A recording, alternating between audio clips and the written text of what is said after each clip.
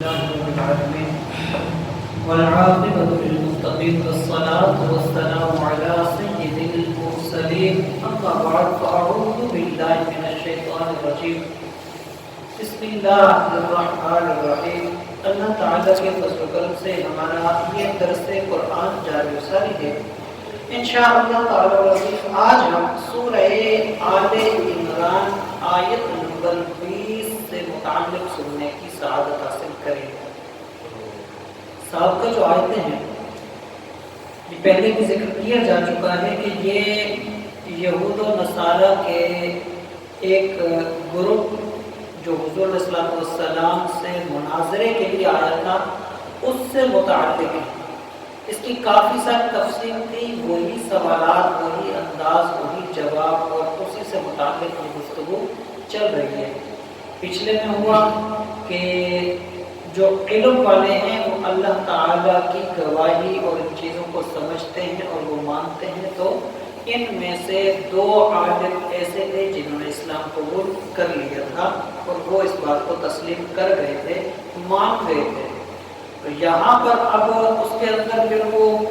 ایک اختلاف اور آپس میں وہ گفتگو ہوئی نا،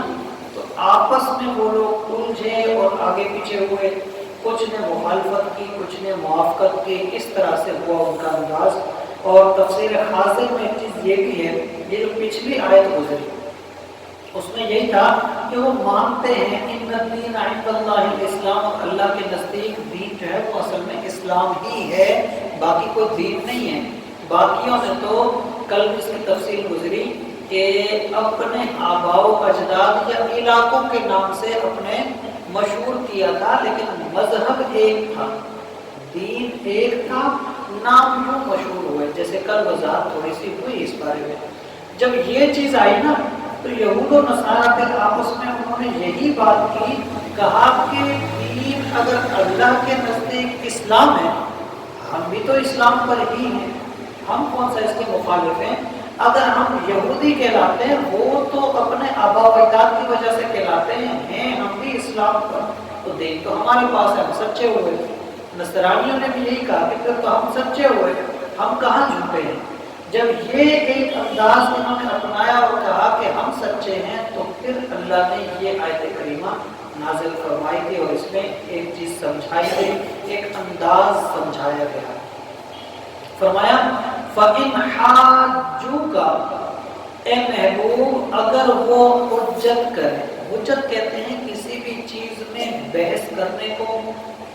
اور کسی بھی چیز میں اپنی بات کو آگے بڑھانے کو یا اپنی بات کو اونچا کرنے کو، یہ کہتے ہیں حجت۔ یعنی حجت قائم کرنا،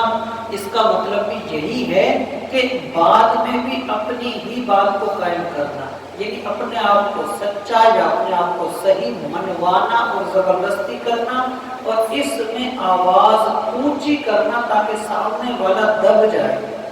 یہ ایک چیز ہوتی ہے نا، بحث اسی چیز کا نام ہے، حجت بھی اسی چیز کا نام ہے، زور دینا بھی اسی چیز کا نام ہے۔ انداز مختلف، مقصد ایک بنتا ہے۔ جب بندہ ہوتا ہے نا، آپس میں کوئی بات ہوئی تو ایک بندہ زیادہ شور کرنا شروع کر دیتا ہے، سامنے والے کی سنتا ہی نہیں،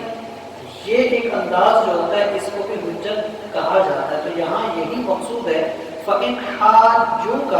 اے محبوب اگر وہ آپ سے حجت کرے، مقصد یہ ہے کہ وہ اگر شور شرابہ کریں اور زور دیں اور اپنی آوازیں بلند کریں اور بحث پہ اتریں، تو فرمایا فَقُلْ،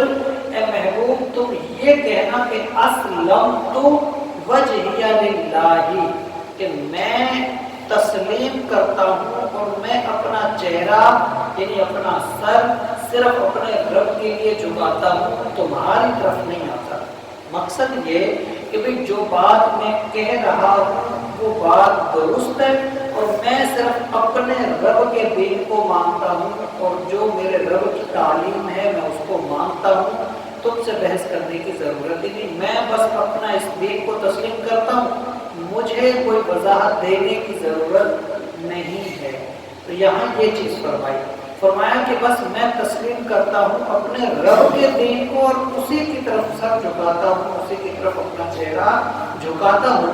وَمَنِ اتَّبَعَنِ، اور وہ بھی جنہوں نے میری اتباع کی، یعنی جو میرے دین پر عمل کرنے والے لوگ، اس سے مراد صحابہ بھی ہیں، اس سے مراد تمام تر مومنین بھی ہیں کہ جو